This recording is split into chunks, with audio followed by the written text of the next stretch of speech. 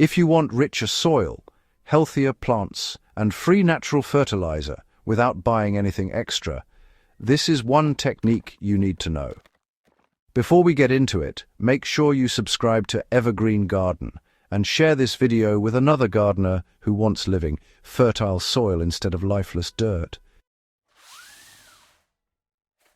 What I'm about to show you is a soaked seed trick that reliably pulls earthworms from yards away while quietly conditioning your soil at the same time. And it works in vegetable beds, orchards, flower gardens, and even tired lawns. Why soaked seeds trigger a powerful earthworm response in soil? Earthworms don't move randomly through soil. They follow scent trails created by moisture, microbial activity, and decomposing organic matter. When seeds are soaked in water, especially grains or legumes, they release soluble sugars, amino acids, and starches into that water. Once poured into the soil, this creates a microbial feeding zone. Bacteria multiply fast, fungi wake up, and earthworms detect this activity from surprising distances underground. They move toward it because it signals food, moisture, and safety. This is why this method works even in compacted or low-worm soils where nothing else seems to help. The best seeds to use and why they matter. Not all seeds perform the same.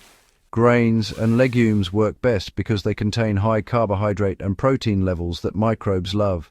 Corn, wheat, rice, barley, dried beans, peas, lentils, and even birdseed mixes work extremely well.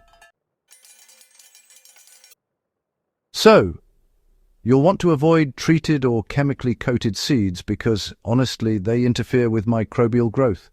Whole seeds are perfectly fine. They don't actually need to sprout for this. What really matters is what leaches into the soak water, not the seed itself. Now, here's how to prepare the soaked seed attractant correctly. Take 1 cup of dry grain or legumes and place them into a bucket or container with about 2 liters of clean water. Let this mixture soak for, say, 12 to 24 hours in the shade. During this time, the water will turn cloudy and develop a slightly sweet smell. That smell, it tells you that microbes are already active. Give the mixture a stir once or twice while it's soaking to help release even more nutrients. Just don't let it ferment for longer than a day, as strong fermentation can actually repel worms rather than attract them. Once soaking is complete, simply strain out the seeds, but make sure to keep the liquid. That liquid is your worm attractant. The seeds themselves, they can be composted, buried in a compost trench, or even fed to chickens if you like. Right, so here's how to apply the soaked seed liquid for maximum worm attraction. First, if your soil is very dry, just water it lightly. Earthworms, you see, move best through moist soil, not dust. Then pour the soaked seed liquid directly onto the soil surface around your plants, garden beds, or any areas you want to improve. For raised beds, you'll want to use about 1 liter of liquid per 4 square meters. If you're working with in-ground beds or orchards, pour the liquid in a slow circle around the root zone, keeping it about 15 to 30 centimeters away from the plant stems. Now, for lawns, dilute 1 liter of soaked seed liquid with 1 liter of water and apply it evenly over a small patch. Within a few days, you'll often notice worm casts appearing on the surface, especially after watering or rain. So, what actually happens underground after you've applied the liquid? Well, within just a few hours, bacteria start feeding on the sugars and proteins you've introduced into the soil. Fungal networks get going too, expanding and breaking down organic residues much faster. Earthworms are drawn in by this microbial bloom and begin tunneling through the area. Their movement improves soil structure, increases aeration, and allows water to penetrate deeper. Plus, their castings coat soil particles with stable nutrients and beneficial microbes. This all leads to a long-term improvement, rather than just a quick burst of activity. Applying soaked seed liquid once is definitely helpful, but if you repeat it every 3 to 4 weeks, you'll start to build permanent soil life.